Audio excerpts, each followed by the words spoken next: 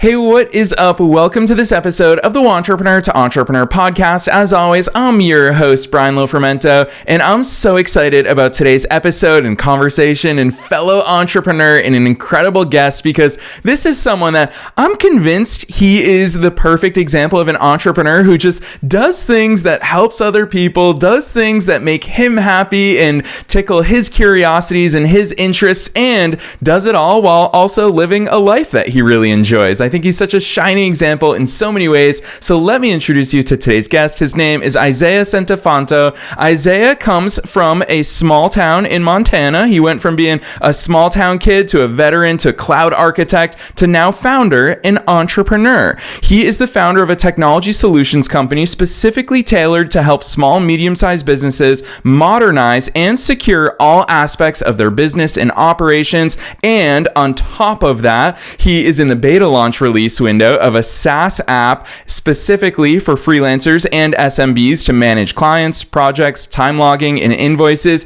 And on top of that, he runs a small coffee roastery on the side with one of his sons. He is a husband. He's the dad to 4 kids. He is living his best Montana life. He's I believe, 5th generation Montanan. Such a cool backstory. So lots of great things that this guy's up to. I know he's going to change our perspective on a lot of things. So let's dive straight into my interview with Isaiah Centifanto.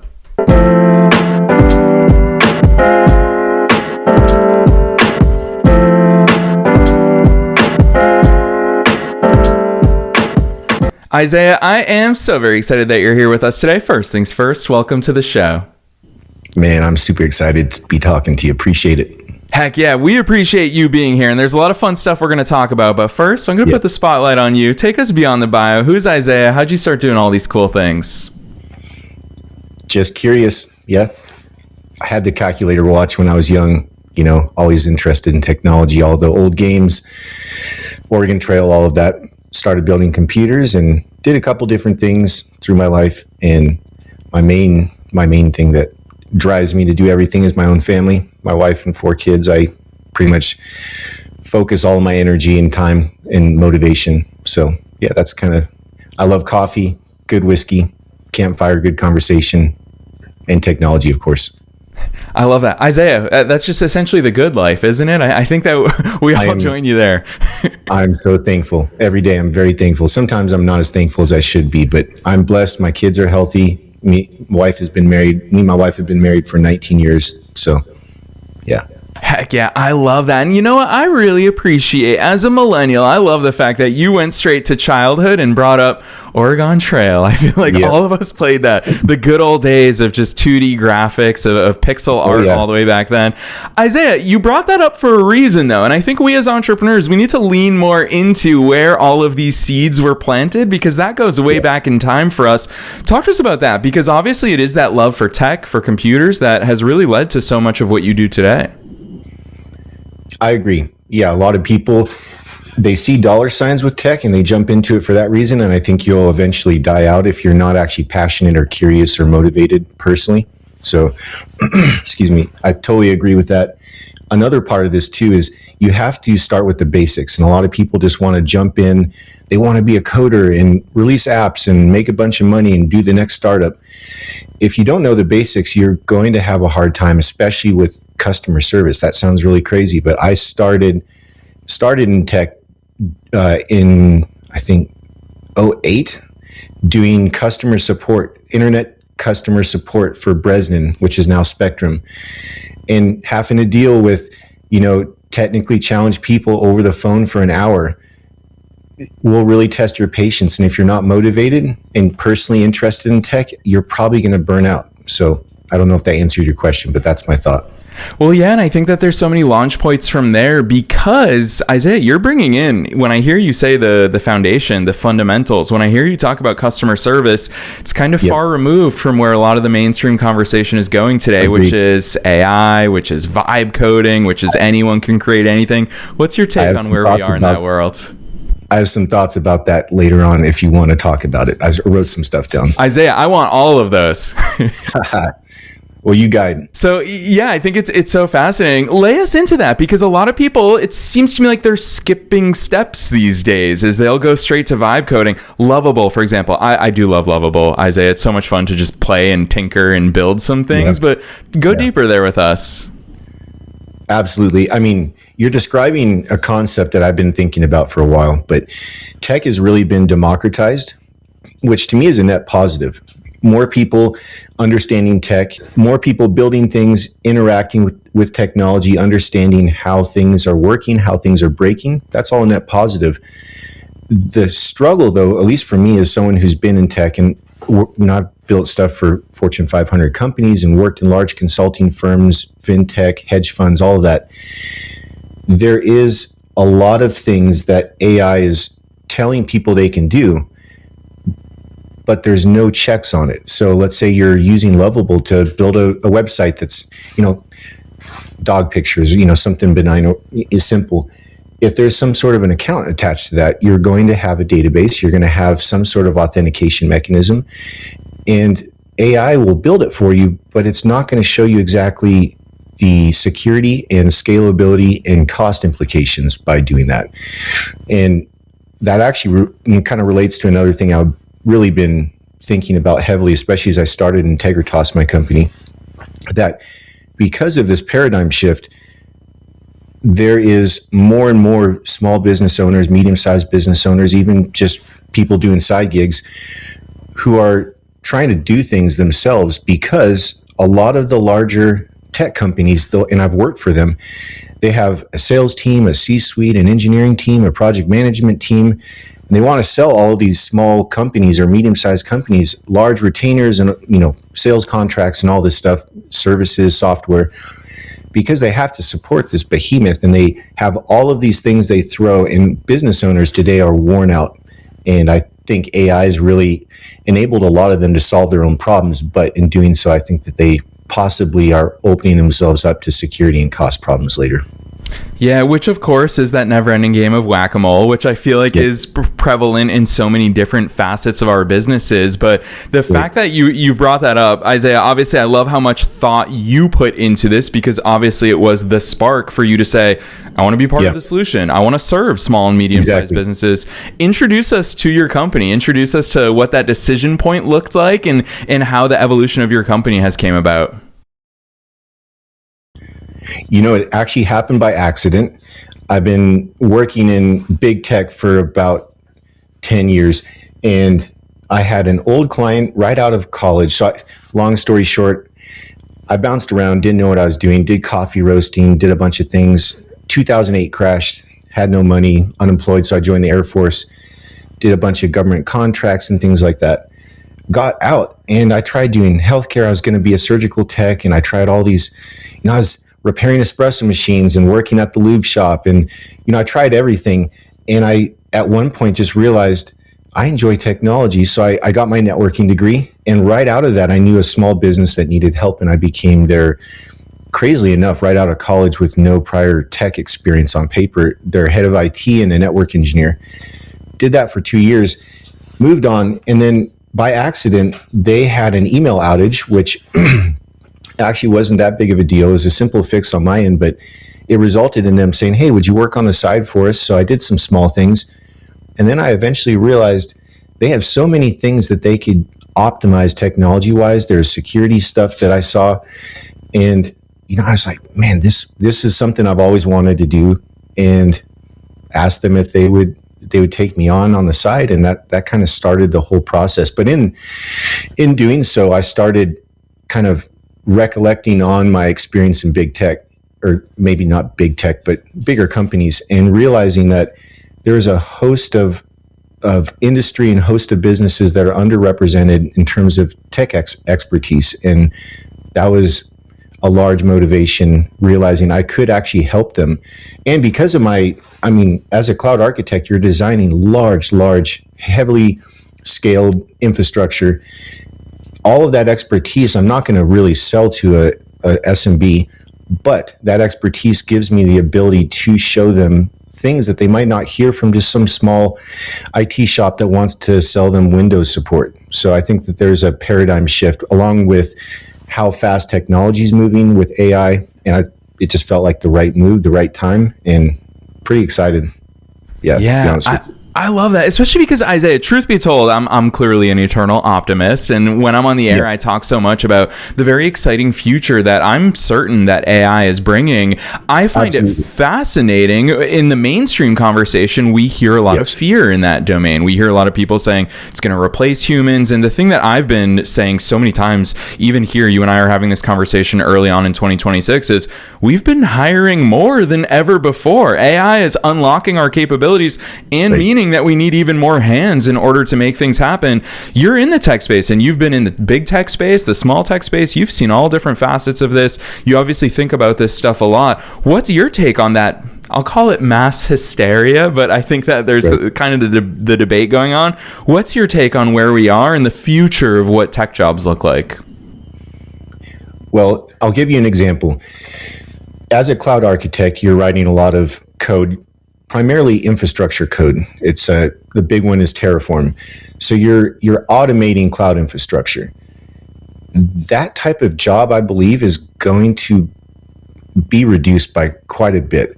However, what it doesn't mean is we don't need humans guiding it. And I think that you can tell AI to build something, but if you don't have background and expertise in cloud infrastructure, security, databases, traffic flows, front-end application sessions, all the big buzzwords. If you don't have any person in your company or whoever's guiding AI to do these jobs, it's going to build it.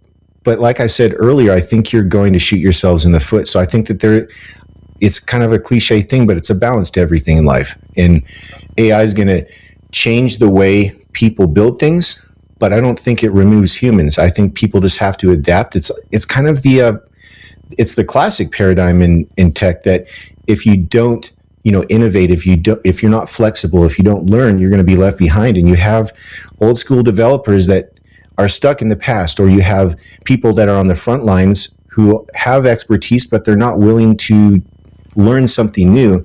I think those people are going to have a harder time in the future. But if you're willing to learn and RTFM, read the docs, if you're willing to jump in and teach yourself something, I think the future is bright. AI is just going to accentuate and accelerate, and all the nice words, optimistic words. It's going to be good. Isaiah, I'm going to use you as such a shining example in this part of the conversation, because you brought up two things that I feel it's very worthwhile for us to go deeper into in front of a worldwide audience of entrepreneurs. You brought up balance, and you brought up learning new things. And that's something that struck our post-production team, or our pre-production team, the second we reached out to invite you onto the show, is we so appreciate that you're not a one-trick pony. You're not just someone that has a technology solutions company. You also have, even on the business front, you've got your small coffee roastery, but even on the personal front, you like fly fishing. You like so many different things that you get into. It's very clear to me that you lean into curiosity, that you lean into learning new things. I find a lot of founders obsess, which that's a good trait about a lot of us as founders, is we do obsess about things, but all too often we obsess about the work. We obsess about the tech. We obsess about the possibilities of AI. What's your take on that well-balanced approach that you seem to have to both business and life? Because I think there's lessons within there. That is interesting to ponder. Sometimes I can overanalyze, overthink, but top level for me, if it kind of goes back to the original part of our conversation when we first started, excuse me, that if you're not motivated to be interested, or if you don't have an actual personal motivation and you don't have a personal interest in something, you're not going to be able to work the hours to understand something. And when you are grinding, you're going to get burnt out. And so really a lot of technology comes down to, are you interested in this? If you are, can you use it? Is that interest actually going to make your life better? Is it going to help you? If you can answer yes to those, then being able to have a balanced life will not be hard, because you are not working because you hate, or you're just, I have to get a paycheck. You're actually interested in the technology and see how it can help you. And so I think that's the key to finding something that you enjoy and having a balance with it. And I don't have a perfect balance. We all struggle with that, but yeah, if you're not personally motivated, you're not going to enjoy what you're doing. You're going to hate it, and you're going to have to be stuck in some job where you're just grinding. And there's a season in life for that. I've done a lot of that, unfortunately, but at the end of the day, finding motivations for why you're doing it. And then, like you were mentioning, fly fishing, coffee roasting. I like working on our property. I like working on cars, finding things that bring you joy outside of that, because at the end of the day, what you do to make money is not always what you should be doing to take a break. And yeah, I kind of rambled there, but it's kind of a convoluted thought process that I'd need to think longer about. No, I appreciate it, Isaiah. Trust me, listeners are very used to my rambling and my many tangents during every episode. But I want to go here with you because it's a conversation that I think founders, we should have more publicly. And I'm super appreciative of you sharing your thoughts so transparently here. But when I hear you talk about this well balance, and when I think about my journey as a founder, what I frequently come back to is the fact that if I really like, let's say computer programming, which is not true, but let's say I really like computer programming, if I get a computer programming job, I get to be the practitioner. I get to do that thing every day. But as a business owner, I don't just get to be a practitioner anymore. I have to wear all these other hats. I have to make all these decisions. It comes with a heavy dose of risks and failures and rejection. Isaiah, to me, I love the fact that you've also equally leaned into that side of things, as you obviously had a very successful career in the things that you like and the skills that you have. But even as a business owner, you can't get enough of it because you're running multiple fronts right now. So talk to us about that, because it is those different hats that you're now wearing as well. Totally agree. Yep. There's definitely going to be, and I'm learning this. I've only been doing this for a short time, my own thing. But if you don't have a why, I mean, the why for me is that I recognize that small and medium-sized businesses are underrepresented, and they don't have tech expertise. They don't. If they do, maybe they need a trusted advisor to help them, and that motivation is what keeps driving, even in the moments where you're having to deal with taxes, or you're having to deal with budgeting or whatever, all the business operations stuff. If you actually know why you're doing it, that's what keeps driving you, and that's what keeps driving me. I mean, that's why I have so many different things I'm interested in. I actually use a word, autodidact polymath, which is kind of like self-taught, multi-interested person. I hand solder my own keyboards. I like split keyboards. I like coffee roasting. I like cigars. I like going fly fishing. All these different interests. You teach yourself these things because you're driven to, not because someone's telling you. And I think at the end of the day, if you don't have that, being a founder, an entrepreneur, you're going to burn out, and you're not going to have that drive to keep going. And you're going to stay, every founder's had this. You're laying in bed at night thinking about money and how do I make something happen? And if you don't have that deep conviction of why you're doing it, it's not going to last. That's my opinion. Yeah, for sure. I really appreciate those insights and you sharing those thoughts with us in that domain. I also think about all the listeners who maybe they'll hear your expertise and think to themselves, gosh, clearly Isaiah has a lot of expertise in this arena. I don't even know what I don't know in my business. I don't even know what someone like him would look at in my business. And then they'll hear, helping to modernize and secure all aspects of their business and operations. Isaiah, a lot of people haven't had the chance to sit down with someone like you. When you look at a business, what are the different ingredients, the different pillars? What are those things that you're looking for in order to help them function more seamlessly?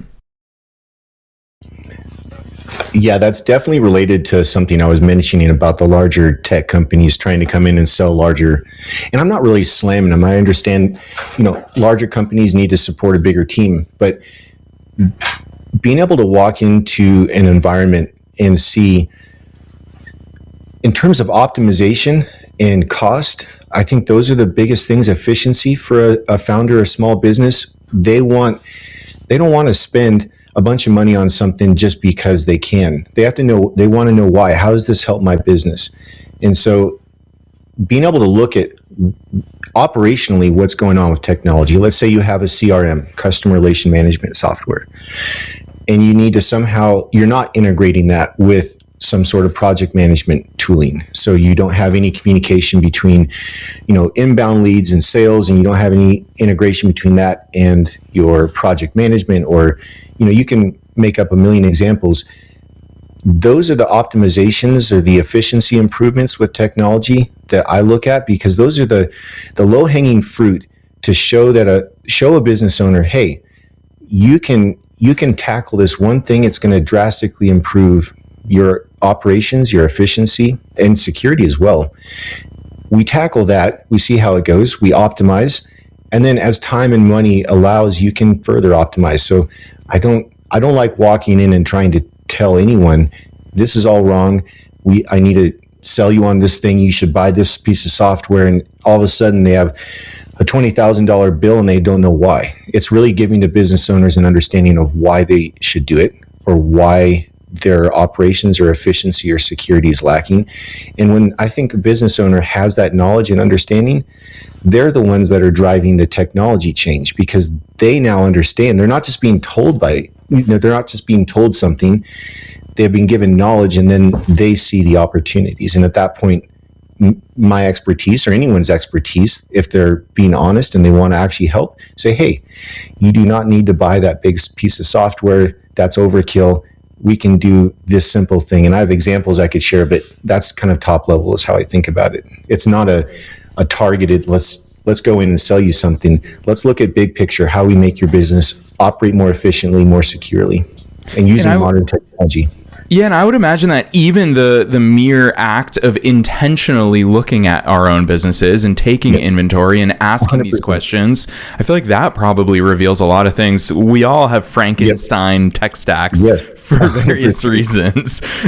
So it's really cool. And I imagine it's fun for you and your clients to go through that exercise. It's very fulfilling for both parties. I love solving, I think I mentioned this in my email to you, but a lot of problems come from communication.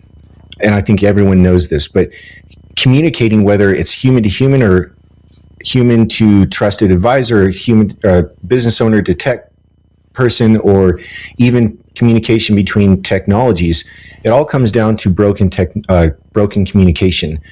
And so if you can look at how to fix communication, at that point, then you're actually able to think about how to improve things in a way that doesn't waste time. If you're talking on two different playing fields, or systems are not talking, then there is no actual solution to be had. You're kind of wasting time and money.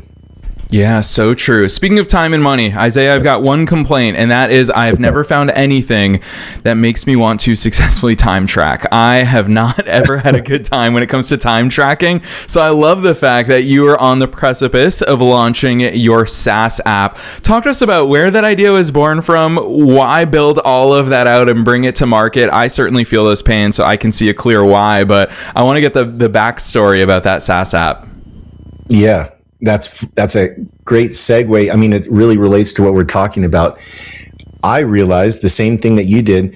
You have apps out there that will track time, but they don't integrate with other tooling. So let's say you have a project that you're trying to do. How do I track time on the task that's related to that project? Also, I have a CRM. Where's my clients at? How do I attach my projects to my clients? And it just dawned on me, there are options out there, but they end up being either A, very expensive, especially for SMB, it's overkill, or if they do seem to be cost effective, they're all kind of disjointed in their integration. They don't truly track well or integrate well. And I thought, okay, I just need to build something for myself. I'm tired of using these tools, paying money for things that aren't actually doing everything I need.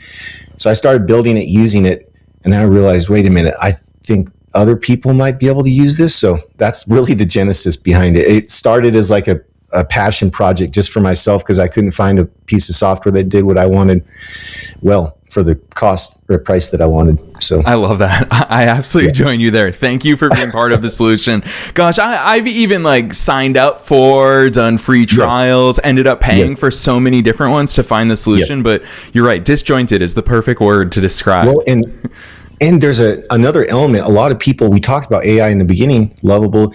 You can build all of these things yourselves.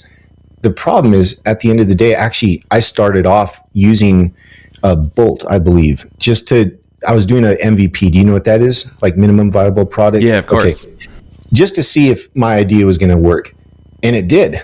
But when I started looking at the code and what it was doing, it was making direct database calls, which was fine for when you're building. But for scalability, efficiency, and most importantly, security, if you have a database that a client, whether it's a laptop, a phone, whatever, is talking directly to the database, at the minimum, your cost is a problem because you have no way to rate limit. And more importantly, security. You have direct access to a database. And if you don't have proper row level security on the database, then anyone can query anyone's data.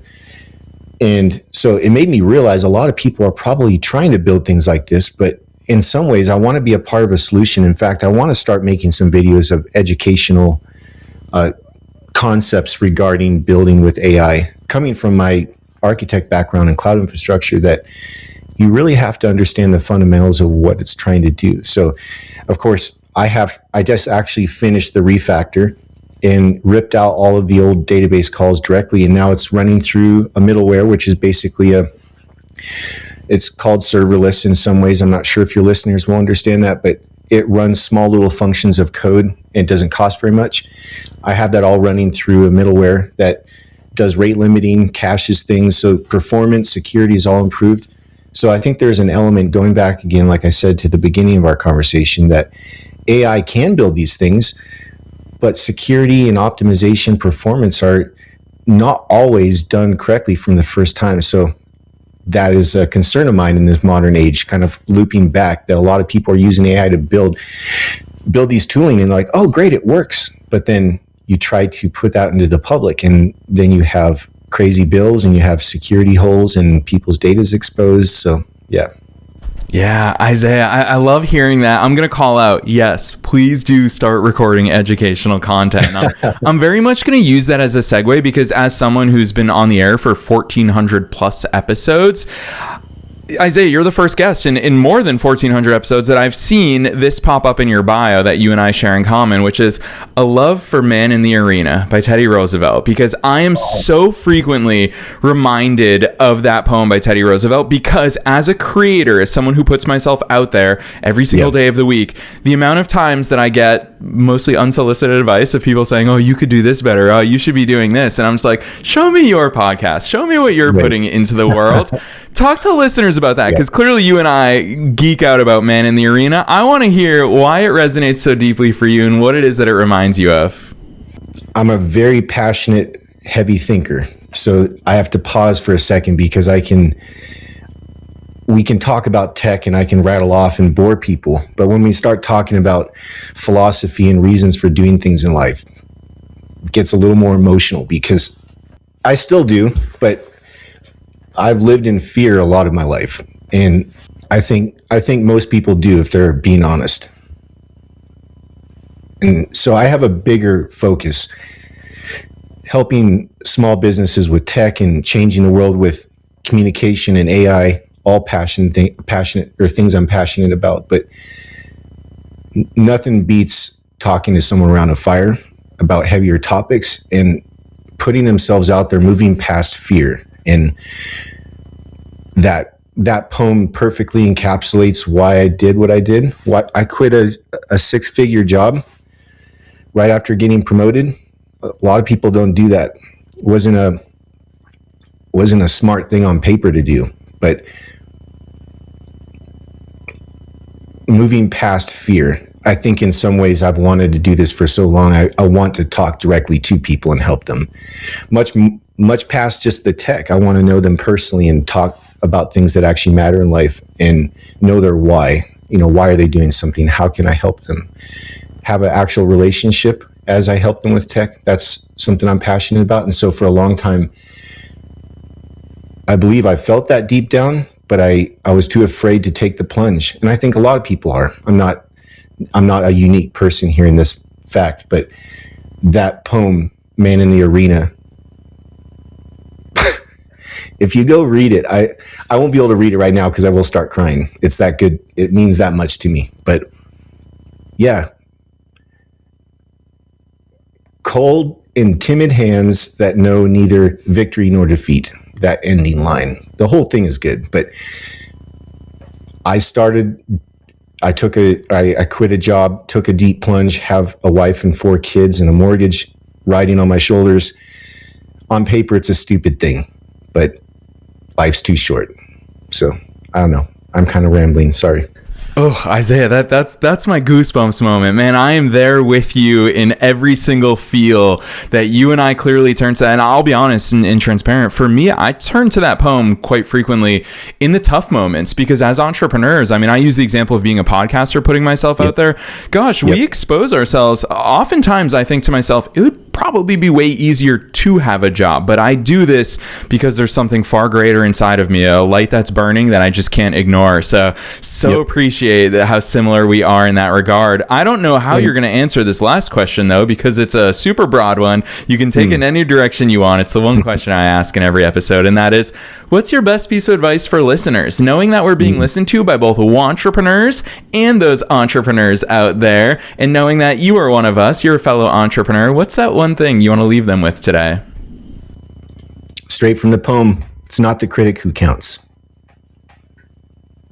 Yes. Oh, such a important reminder every single day. And Isaiah, I love the fact that we can always come back to that. So huge kudos to you in the way you operate, the life that you've built, the business that you've built and that you're continuing to build. I love how much you push the envelope and in service of so many other businesses. You absolutely embrace. It's one of our founding principles behind this show is that a rising tide lifts all boats. So it's been a real joy having you on here. I'm excited for listeners to find all the cool stuff that you're up to. So drop some links on us, Isaiah. Where should listeners go from here? I did want to say one more thing, if that's okay. Oh, heck yeah. We're going to take all the Isaiah goodness today. Okay. Another poem that's worth your time is If by Rudyard Kipling. So I don't know if you've heard that one, but it's fantastic. It talks about very similar concepts, and I have an actual note in my notes application. It's called Mindset, and it's pinned, and I return to it, and it has both those poems. It has different collections of quotes and links to things. Excuse me. And so I'd encourage users to build their own, label it whatever you want. I call mine Mindset, but create your own note. Collect and trim. Don't put everything in there. Find the things that in your dark moments you've read, and it pushes you, it picks you up. Build a note, return to it, remind yourself of it. And if you can, find someone. I have my wife who's wonderful to be there to remind you of these things too. So it's not just pulling yourself up by your bootstraps. Sometimes you need to be inspired emotionally, philosophically, mentally, all the things. You need to have something in place to remind you of things that actually matter. Boom. Yes. And I'll tell you what, listeners, not only are we dropping all of Isaiah's links down below in the show notes, but we're also going to drop a link to Man in the Arena, that poem that clearly resonates with both Isaiah and I. We're also going to link, Isaiah, I love that. You make me want to get like a cool printout and keep it in my wallet even of the poem If. So listeners, you're going to find lots of helpful links, including a link to integritascs.com, which is where you can find Isaiah's work. Also, that SaaS app we talked about and Isaiah's been teasing, he already has a link for that. So you can click right on through from the show notes, no matter where it is that you're tuning in. Otherwise, Isaiah, on behalf of myself and all the listeners worldwide, thanks so much for coming on the show today. This was an awesome conversation. Love to keep talking sometime in the future.